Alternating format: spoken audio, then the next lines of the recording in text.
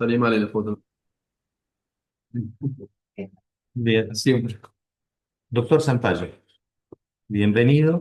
Entonces, Eh, Reiniciamos las entrevistas para el cargo de juez en la ciudad de Quitranco.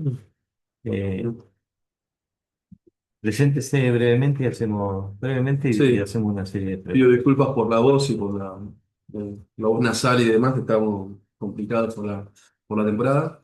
Muy brevemente, si bien cositas que no aparecen en el currículum, si bien soy nacido en la ex capital federal, me vine a Neuquén en el año 93, a los 8 años.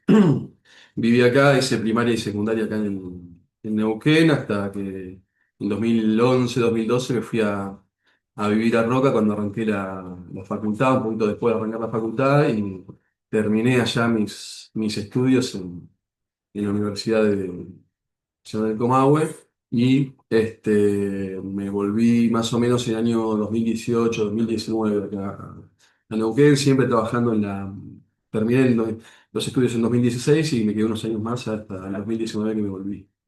Siempre trabajé en la actividad privada, nunca trabajé en la administración pública ni en la justicia, siempre litigando, vamos haciendo experiencia desde mi oficina, ¿no? Mi humilde estudio jurídico, y tratando siempre en el fuero penal, no solamente en la provincia de Neuquén, sino también en el fuero federal y en la provincia de Río Negro, y tengo alguna experiencia en otras provincias colaborando con otras causas.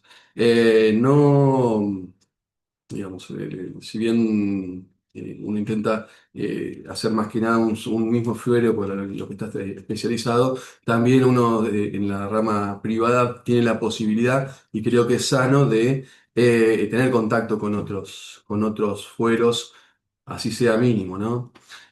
Nos ayuda, sobre todo a los que estamos mucho en la parte penal, a abrir un poco más la cabeza y ver un poco más fuera de nuestra propia dogmática que tan enfocados estamos muchas veces. Tengo, bueno, las posgrados que ustedes pudieron ver en mi currículum. Estoy terminando ahora, hace un tiempo que tengo que terminar la tesis de la especialización de Derecho Penal y Ciencias Penales en Roca. Estoy haciendo una maestría también, quiero pensar que estoy terminando los cursados en la Universidad Nacional del Sur de Bahía. Estoy, bueno, cursando algunas diplomaturas, permanentemente intento tener algún cursado específico. Estoy en la diplomatura de la UFLO ahora de Narcomenudeo, que se inició este año.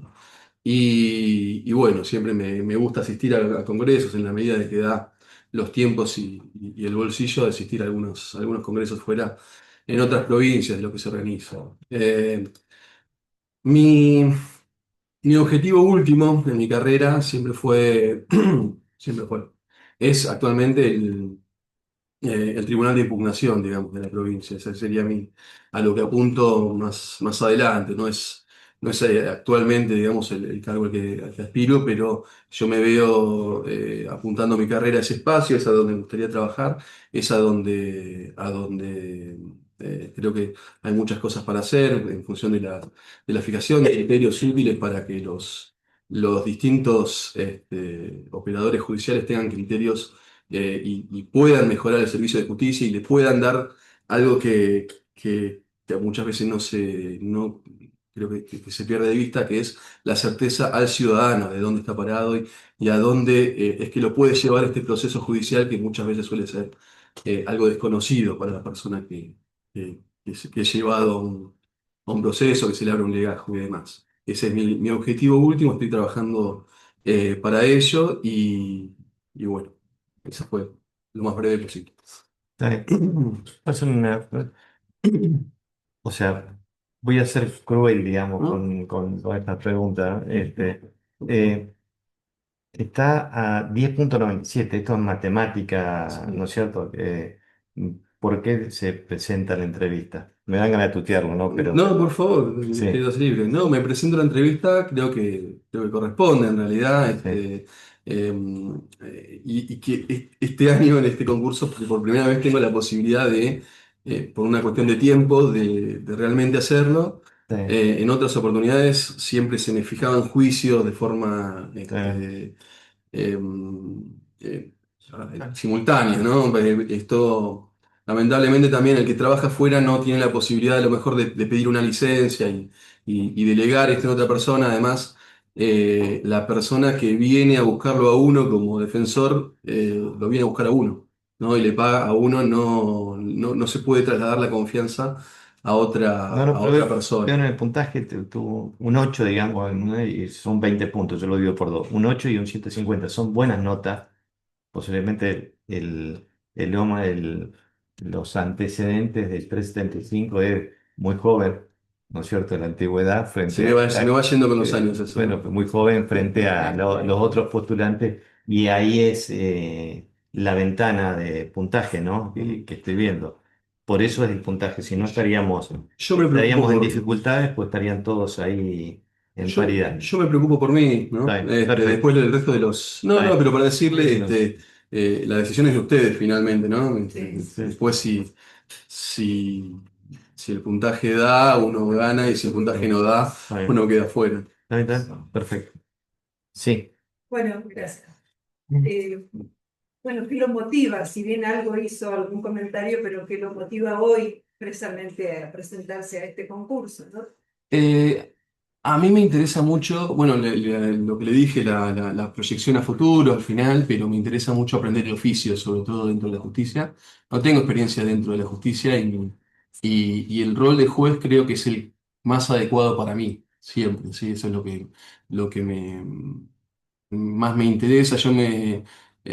Por supuesto, hay una sola manera de saber si uno puede ser buen juez o no puede ser buen juez, que es ejerciendo el rol, ¿no? Estas cosas, eh, ustedes no tienen la posibilidad, digamos, de saber cómo una persona, un aspirante va a ser buen o malo desempeñando justamente ese rol que es el de juez. Únicamente lo van a saber una vez que lo hayan nombrado, ¿no? Ya ahí no hay vuelta atrás. Pero yo creo que es mi perfil y es lo que creo que podría ser mejor que todo. Incluso habiendo trabajado en defensa, habiendo trabajado en querella, me encanta litigar, pero creo que lo más, en lo que mejor me podría llegar a desempeñar es en esto. No se puede hacer en la actividad privada, ¿no? Este es algo que únicamente se puede hacer dentro de la justicia. Uno puede ser querellante o puede ser dentro del litigio, ¿no? Más allá de que hay otras cosas. Puede hacerlo en la actividad privada, pero el rol de juez de marcar el criterio y tomar una decisión solamente se puede hacer concursando aquí y trabajando con posterioridad. Doctor, muy amable. Doctor, buen día. Bien. Debe hacer una consulta por ahí, a ver cuál es su opinión, más que viene del ejercicio profesional. Y en los casos de alto impacto social, ¿cómo mantiene o cómo cree que debe mantener la imparcialidad del juez y la confianza en las decisiones que toma? Para los casos de alto impacto y de bajo impacto, las garantías son las mismas, en mi opinión. No, no debería suceder que por tener más,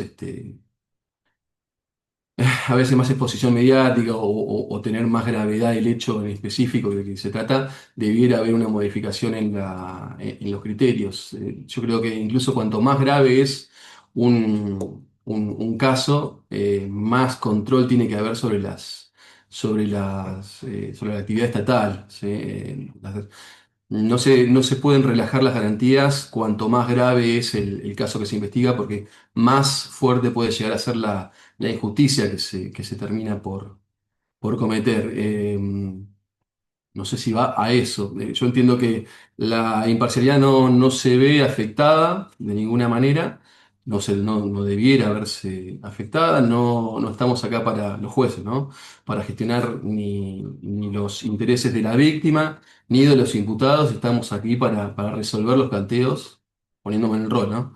Estaríamos ahí para resolver los planteos que se den en la sala de audiencia, ¿no? Fuera de ello, bueno, los medios y las personas harán lo que crean. Bien. ¿Usted utiliza la inteligencia artificial? Sí. Porque la otra pregunta va dirigida a eso, de qué límites o qué oportunidades ven el uso de la inteligencia artificial para colaborar en la valoración de la prueba o en los fundamentos de una resolución.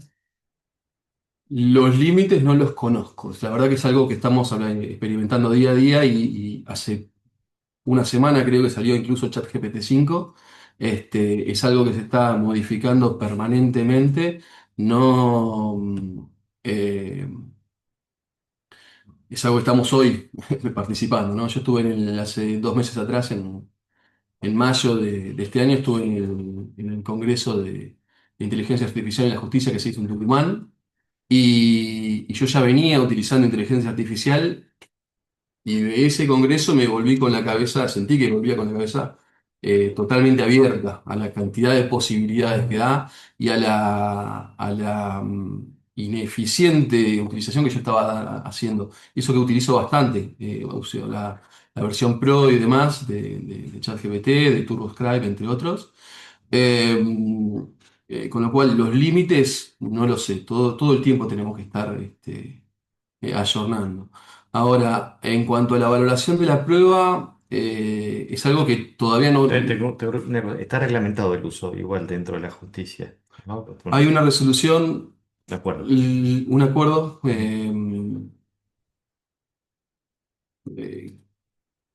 limitado, quizás, digamos, provisorio, yo creo que puede llegar a pensarse. Fue el primero. Hay mucho más, sí, pero hay Fue mucho más para por trabajar. supuesto, fue el primero, sí, sí, cuando arrancó. Yo Pero es una base. Es una base para, sin duda, eso sí, sin duda, pero creo que hay tanto, repito, de un solo congreso que se hizo, fueron 1.000 personas más o menos en Tucumán, que yo realmente volví con la cabeza muy abierta, me resultó muy interesante y hay algunas provincias que están, que han avanzado muchísimo. Hay algunas, les cuento algo, tuve hace 2 semanas un juicio, una causa por homicidio, en el uso no solo de inteligencia artificial, sino de la tecnología en general. Pudimos reemplazar, nevaba, ¿no? Estaba muy frío, nevaba. Pudimos reemplazar la inspección ocular por el Google Street. ¿Sí? Lo pudimos hacer, fue muy útil y los jueces lo tuvieron como determinante al final del veredicto y una sentencia al momento de tomar una decisión que además nos favoreció, fue absolutorio, ¿no? Eh, la tecnología está permanentemente avanzando, hay algunas provincias que ya han previsto no solamente el Google Street, sino realidad virtual para algunos testimonios, para que los testigos puedan ir explicando cómo fue que se desarrollaron ciertos hechos, mucho en accidentes de tránsito, sobre todo se está haciendo en La Plata, tienen experiencias muy interesantes. En cuanto a la valoración de la prueba, estamos lejos de los abogados de dar criterios específicos en esto, se puede trabajar. Yo creo que es una de las cosas que me gustaría trabajar mucho. Pero no sobre inteligencia artificial, sino sobre la inteligencia natural, digamos, criterios de valoración de prueba. Es algo que no es pacífico para nada. Hay muchísimas discusiones y paradójicamente, yo creo que es una de las cosas en las que menos se está trabajando. Esa es mi sensación. Se trabaja mucho más en muchísimas cuestiones, pero en cuestiones de prueba es quizá de lo que menos los abogados estudian. Y una última pregunta, doctor. ¿Cómo en el rol de juez, cómo explica un jurado popular el concepto de duda razonable? Bueno, ese es uno de los problemas, porque nosotros al valorar la prueba tenemos que establecer un umbral que supere la duda razonable, el mínimo del nivel de certeza exigido para condenar o para absolver. Y es uno de los conceptos más críticos, digamos, que menos posibilidades, digamos, que menos de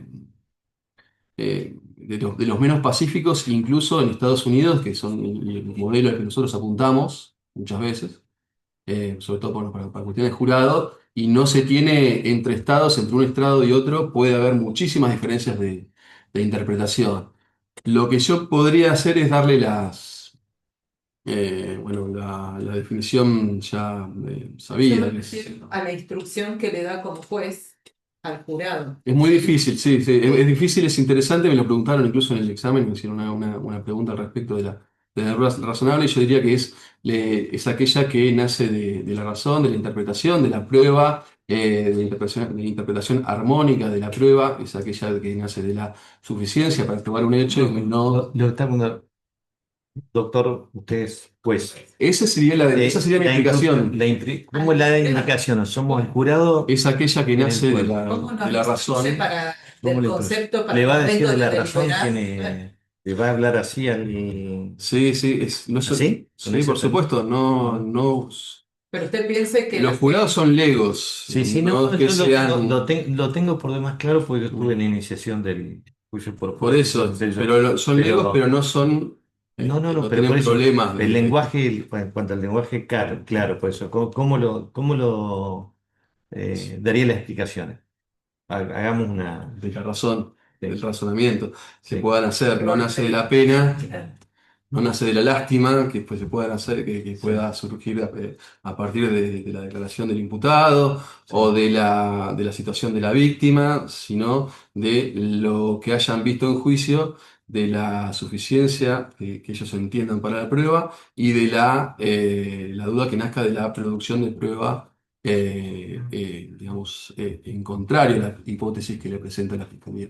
Yo no creo que sea difícil este lenguaje No, no, Yo creo para el yo jurado. no creo ni creo una cosa ni la otra. Le pregunto cómo daría las instrucciones como juez. Nada más. Esa iría por O sea, ahí. no hice ningún juicio de valor. Yo digo, mm, ¿cómo daría las instrucciones? Usted la daría así, usted me dice, no, yo no creo que, yo no creí nada. Yo le digo, inde- ¿cómo da las instrucciones? Esa sería Está mi bien. forma de darla. Muchos, actualmente varios, digamos, he visto, muchos jueces dan con este lenguaje y a mí me encantaría, se lo dije a los jurados cuando tuvimos el examen, siempre estoy esperando que haya algún jurado que levante la mano y le diga, perdón, doctor, pero no entendí lo que decía. No ha pasado hasta ahora, porque la verdad que no es un concepto fácil de entender para los abogados, ¿no? No tenemos uno pacífico del todo. Y uno de los mejores expositores que hubo en una jornada de juicio por jurado de Mendoza, me relataron, no estuve, pero los colegas, fueron justamente el juicio por jurado, fueron los mejores expositores, estos juicios por jurado que fueron seleccionados en Neuquén para exponer en Mendoza. ¿Eh? ¿Cuándo fue esto? Ahora, la semana Mucha pasada. experiencia. La semana pasada. Yo a a los congresos que he ido varios, o a los cursos que cuando uno cursa afuera con gente de otras provincias, cuando se enteran que uno es de Neuquén, siempre piden la opinión, siempre quieren saber cuáles son los criterios y siempre están muy atentos a lo que nosotros hemos construido acá. Es un poco Somos un referentes. orgullo y es, Somos referentes a nivel nacional. sí, y motiva a uno también a mejorar el servicio de justicia, trabajar en eso. Bueno, aunque si partimos de la ley original, lo que fue hace 10 años atrás, ha tenido muchas modificaciones, muchos parches. Entonces, bueno, tampoco es todo perfecto, ¿no? Tengo una opinión. Muchos parches jurisprudenciales están viendo. Entonces, Por pero eso, ahí es donde más hay que trabajar. actualmente, digamos. Eso me motiva a mí a trabajar justo Bien. para este Eh, puesto. Doctor, a mí me interesaría, sobre todo que quede manifiesto en esta entrevista, porque usted viene de la profesión. Eh, en los últimos concursos no se presentan muchos abogados de las profesiones generales, digo, en todos los pueblos.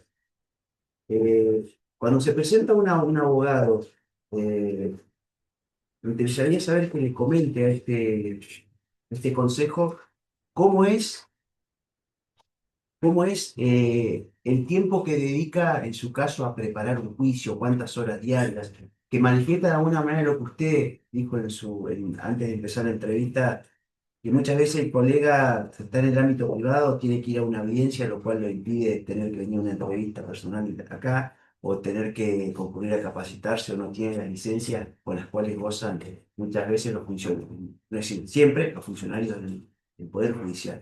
Digamos, coméntele cómo es el trabajo de un abogado que está en la profesión en el fuero penal. Eh, el trabajo es variado, obviamente, según la causa, ¿no? Según la complejidad que tenga. Bueno, ustedes saben que yo estuve en planes, nunca le dediqué no llegué al juicio, pero nunca le dediqué tanto tiempo a una causa de esa, muchísima, muy compleja. Estuve también en la causa Fuente Alba 2 en su momento, estuve también en la causa García Saldías, no sé si ustedes recuerdan es de la famosa causa de los narcopolicías en su momento, en el 2022. Fueron causas muy complejas, con personas detenidas durante mucho tiempo que demandaron mucha, no solo preparación, sino además ejecución también. Muchas audiencias, muchísimo, bueno, mucho tiempo. Eh, Esos son casos complejos, digamos, ¿no? que demandan esto. Pero lo que más tenemos en nuestra provincia son cuestiones de abusos sexuales, ¿sí? Sobre todo en la parte del interior tenemos, yo he hablado con los jueces y ellos tienen un 35% de las causas son abusos sexuales intrafamiliares, que a la preparación le demanda bastante preparación, todo lo que son los cámaras GESEL, el trabajo con psicólogos, con los peritos. Eso demanda mucho tiempo, mucho esfuerzo y mi visión es sesgada, sí. Pero la visión mía es que hay una consideración que se tiene con el Ministerio Público Fiscal y a veces con los defensores que no se tiene con los privados. A lo mejor los defensores públicos y los fiscales me van a decir lo opuesto, pero a mí me ha tocado tener hasta 3 audiencias en un mismo día. Tuve también, no lo mencioné, pero en la causa de Jardín 31, en la causa Herrera. Yo tenía de la causa, en 2022, tenía la producción de prueba de la Fiscalía en la causa García Saldías, que nos llevó 10 horas más o menos, y a la vez tenía una revisión de la prisión preventiva de Herrera, y a la vez tenía una cesura en Zapala. Esto fue lo máximo del mundo. Pedí, por estas razones, estas cuestiones, que se me desdoblara por lo menos la cesura de Zapala, y que se me esperaba, se me diera un tiempo en la otra, en la de Herrera, que además era muy compleja, había muchos querellantes, era bueno, muy complicada la causa. Y bueno, se me negó, me dijeron, no, mire, usted tiene que tomar acá una decisión, y yo digo, no puedo estar en las 3 causas a la vez. Eso fue muy estresante, fue muy tensionante, terminé faltando, sin más, y bueno, después hubo una sanción que dieron vuelta atrás el tribunal cuando fui a dar la explicación. A mí el año pasado me faltaron 5 fiscales a audiencias, ¿sí? Fue bravo, para mí fue sobre todo la última audiencia que tuve, que me faltó un fiscal, la pidió el propio fiscal, una cuestión de homicidio, que es esta causa que les refería recién. Era el 20 de diciembre y ya estábamos con mucha carga emocional y voy a esa, además estaba en medio de medidas de fuerza y demás. La audiencia me la agendaron a las 8 de la mañana y terminamos haciendo a las 10 de la mañana sin la fiscalía, digamos. Entonces, yo estuve averiguando a ver qué había sucedido con eso, y bueno, no me dieron explicaciones. Lo que sí sentí una sensación de injusticia fuerte, porque uno con el gigantesco esfuerzo que hace no tiene consideración y no vi que hubiera ninguna cuestión con los funcionarios públicos. Después, en cuanto a lo que es la cuestión académica, hay una diferencia importante, positiva, la veo un poco, depende cómo se vea, pero la cuestión es no solamente de las licencias, sino que además las universidades suelen hacer fuertes descuentos en matrículas y eso es seguramente una gestión del Tribunal Superior.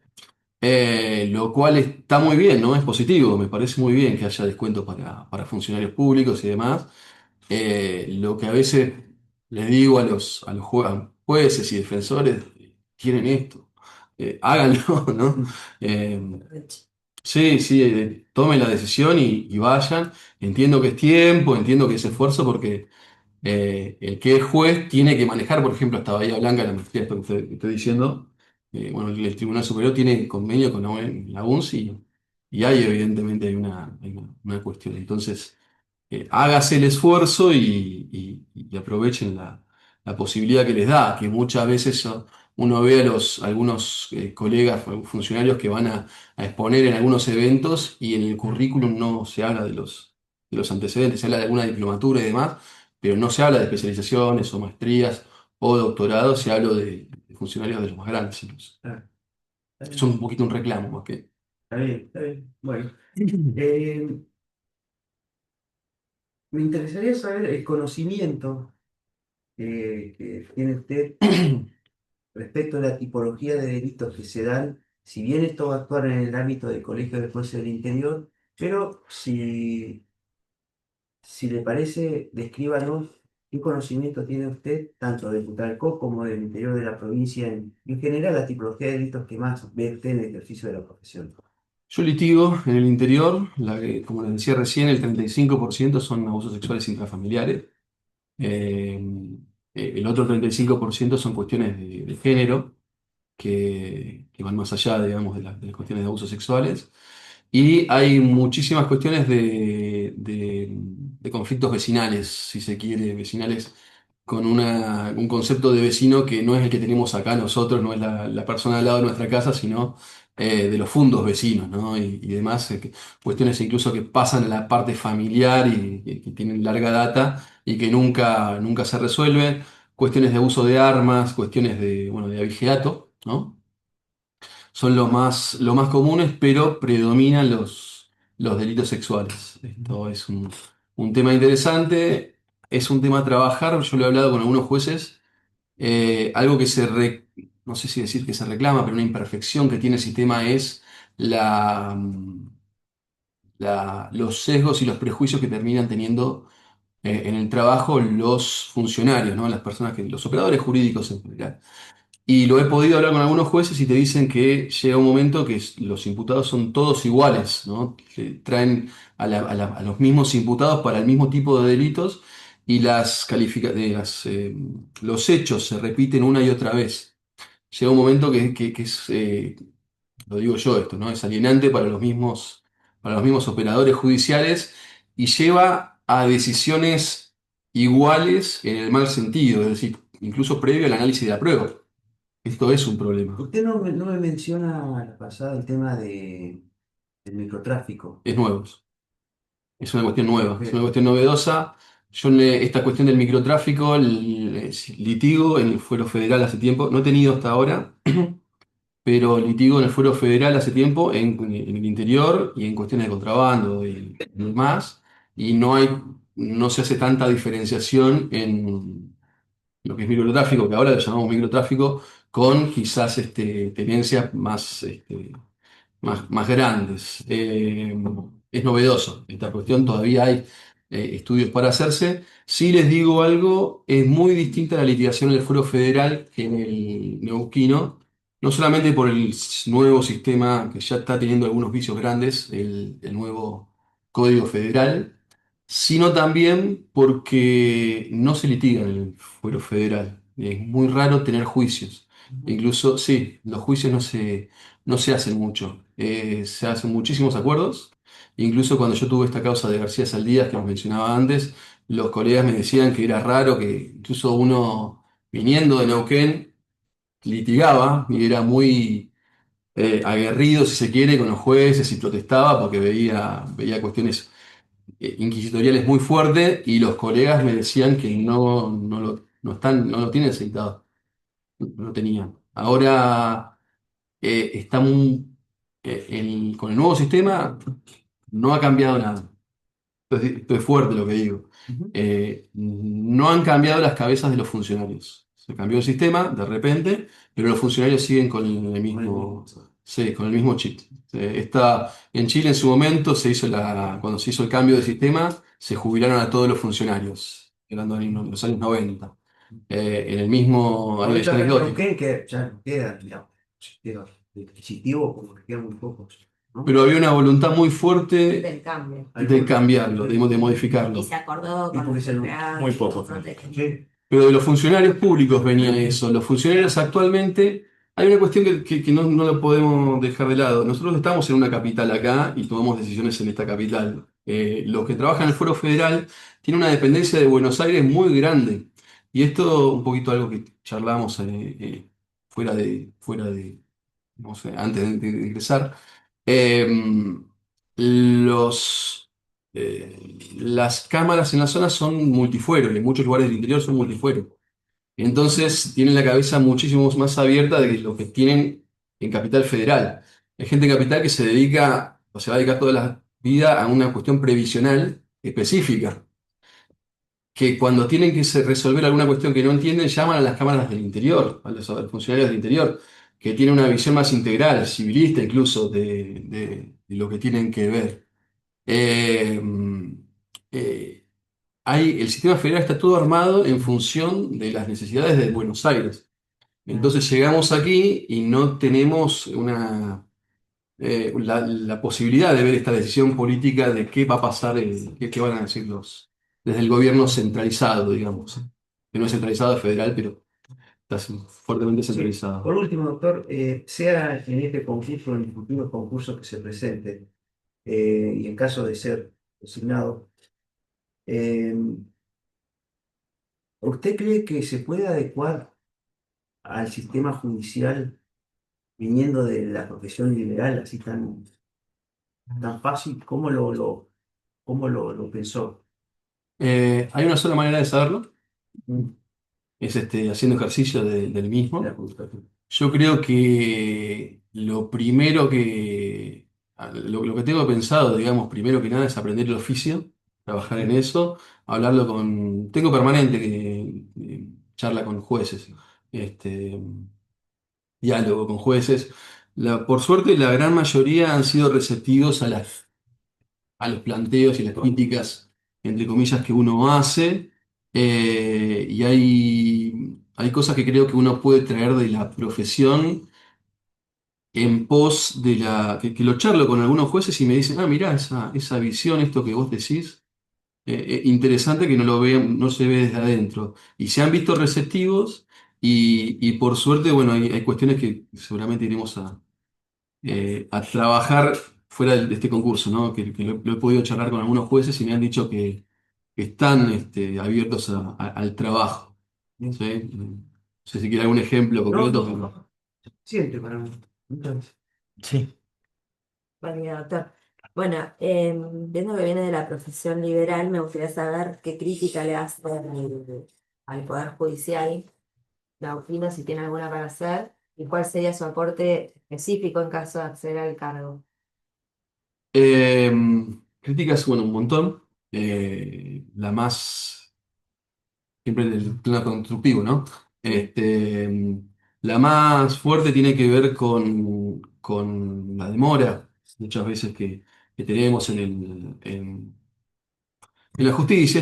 Es la clásica, ¿no? El clásico reclamo que se hace al Poder Judicial de la demora de la respuesta que se da en este servicio de justicia.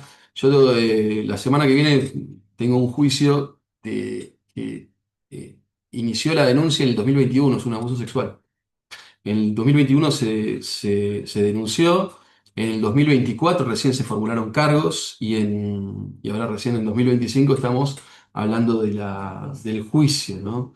Este año tuve también, ingresé en una impugnación extraordinaria del Tribunal Superior de Justicia, un pedido de, de revocación de la declaración de inconstitucionalidad del artículo 87 en una causa que el hecho se dio en 2020, los imputados estuvieron un año con prisión preventiva, en 2020, julio de 2020 creo que fue. Estuvieron con un año en prisión preventiva y el juicio recién lo tuvimos en 2024, ¿sí? Con un año de prórroga que le dio el juez de garantía. Y el año pasado, recién en diciembre del año pasado, tuvimos la sentencia del Tribunal de Impugnación. Y este año, ahora recién el Tribunal Superior de Justicia nos da la respuesta definitiva. Son 5 años que víctima e imputado tienen que transitar de proceso judicial. Es muy difícil para ambos, ¿no? Pero pareciera que los plazos son únicamente una garantía del imputado. Para una víctima de abuso sexual es muchísimo tiempo, ¿sí? Es muchísimo tiempo. Se hace lo común, lo que tenemos, no les voy a enseñar nada, por supuesto, pero una víctima hace una denuncia de un hecho ocurrido durante su niñez a una persona, generalmente del ámbito intrafamiliar. Hay un conflicto familiar gigantesco, hay guerras prácticamente internas que se arman, se toman bandos y tal. Y con la denuncia la víctima quiere como ya descargarse de ese hecho. Hacerla volver al juicio 5 años después, cuando una vez que ya se cerró la herida, digamos, y que ya dio un paso hacia adelante y tal, Es muy duro y no es justo con esta ley. Perdón, No en es este justo. caso usted va en calidad de No, judicial. no, defensor. Defensor. Defensor, la gran mayoría defensor. Defensor. Pero no me impide ver lo que pasa La del otro parte. lado. Pareciera que la demora y los plazos son siempre a favor del imputado. Yo creo que solamente son a favor de la justicia, ¿sí? De la justicia del Poder Judicial, que maneja sus tiempos que son distintos de la sociedad. Eh, Hay otras cuestiones, doctora. El más específico, esto lo he charlado con la gente del colegio tanto de impugnación, con el presidente del año pasado y como con el presidente del colegio del año pasado de Neuquén también, que es algunas pequeñas demoras que hacen ineficiente el sistema de justicia. Ejemplo típico. Nosotros tenemos un criterio fijado del Tribunal Superior de Justicia en el cual no podemos, los defensores ni la fiscalía pueden acceder a el doble conforme de una resolución ni de ejecución ni de medida de coerción si no pasamos previamente por eh, el recurso de revisión. ¿Sí? Ese recurso de revisión se solicita inmediatamente después de tomada la decisión judicial. Es una especie de control horizontal con tres jueces del colegio al que pertenece el ACU, digamos, que tiene un 95% de números trazados. Esto es algo que me gustaría hacer, empezar a ver algunos números como trabajo para el colegio, ¿no? Sí. Algunos números acerca de la eficacia de las audiencias. La audiencia de revisión tiene un 95% de confirmación, ¿sí? Y la de impugnación tiene un 35% de revocación. Números que me gustaría hacerlos de forma más prolija, pero está claro que la audiencia de revisión no tiene ningún sentido. Obliga a la oficina judicial, también lo he hablado con la directora y con las distintas directoras de las oficinas de gestión de audiencia, a utilizar tres jueces en un tiempo récord. O sea, hay muchos, esto es un poco anecdótico, pero hay veces que cuando se ve que se va a solicitar una prisión preventiva, la directora o el director de la OGA está en la misma audiencia con su carpetita. Claro, porque va a pedir la revisión, se da vuelta y empieza a recorrer las oficinas de los jueces a ver quién va a estar disponible para la revisión. Esto genera un dispendio gigantesco toda vez que no va a tener éxito esa audiencia. Bueno, estos son un poco los trabajos que me interesan. Eh, Me interesaría encarar en pos de un más eficiente eh, prestación de este servicio de justicia. Esa persona está por lo menos 5 días privada de su libertad para la audiencia de revisión, otros 5 días para la interposición de la impugnación, y veremos cuánto demora la oficina de impugnación en fijar una audiencia de impugnación, una medida que tiene un 35% de posibilidad, digamos, de ser revocada. ¿Me explico? Entonces estamos hablando de por lo menos 15 días una persona detenida que podría ser revocable, digamos, ¿no? Para su doble confort. Eh, Gracias. Buen día, doctor. ¿Qué tal? Yo le voy a hacer la misma pregunta que hice a los postulantes anteriores, los precedieron. En principio, si conoce hay un proyecto de ley que en realidad son cuatro proyectos de ley que se están tratando actualmente en la legislatura, que es respecto de los controles aleatorios a funcionarios y magistrados, controles toxicológicos. Em, Usted posicionándose como magistrado, o me gustaría escuchar su opinión, si estaría de acuerdo a someterse a un examen de eso, si es el caso. Bueno, escuchar un poco su Lo personal, opinión. sí, sin duda. Ahora sé que estaban estos proyectos, no los conozco en profundidad. ¿Sí? Sí, no, no importa digamos, El el contenido. contenido en sí, sino Sí, yo me cómo lo ve, pregunto, digamos, cuál es su visión. en lo personal, obviamente no voy a decir acá, decirle que a blanquear si consumo, pero no consumo ningún tipo de sustancias de las prohibidas. No tendría problema nunca en someterme a esos controles. Me pregunto, porque esto está en permanente, es decir, la censura dentro del consumo de sustancias está en permanente crisis, hace mucho que viene en crisis, ¿no? De cuáles van a ser, cuáles son las permitidas, cuáles son las no permitidas. Este lunes justo tuvimos una clase bueno, con un médico de la Defensa Pública del Poder, digamos, del Ministerio Público de la Defensa de la Nación, y nos ilustró acerca del impacto que tiene en el mundo, números de la OMS, de las sustancias prohibidas y permitidas. Y las permitidas, el alcohol, perdón, el tabaco genera un índice, digamos, una cantidad anual de 8 millones de personas fallecidas por consumo directo y 1,5 millones por consumo indirecto. Es decir, 9,5 millones de personas mueren anualmente por la ingestión de tabaco. Eh, Alcohol tiene otro número y demás. Por sustancias prohibidas estamos hablando de menos de 200.000 anuales en todo el mundo. Hay una discusión que se va a tener que dar en la sociedad y hay una exigencia a los representantes de cuáles son estas, de cuáles son unas y cuáles son otras. Entonces, yo no tengo una postura 100% tomada en cuanto a esto, a los controles específicos de los aleatorios, de los funcionarios públicos, pero me pregunto de forma crítica si no hay una invasión en la faz personal del funcionario, toda vez que salen resultados. No del día. Es decir, si me dice un control aleatorio acerca de si un juez está alcoholizado al momento de una audiencia, bueno, por supuesto que sí, eso es una cosa. O si está afectado por otro tipo de drogas al momento de la audiencia, es una cosa.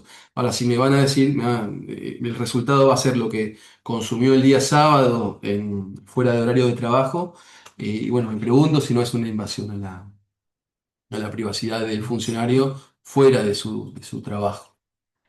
Bien, Obviamente, igual sustancias prohibidas están prohibidas y los sí, funcionarios no sí. pueden tocar. Bueno, eso. Yo a los estudiantes que sigo con la entrevista, así que no voy a preguntar. Tampoco, pero muchas gracias. Bueno, por favor, a ustedes por el tiempo. Voy a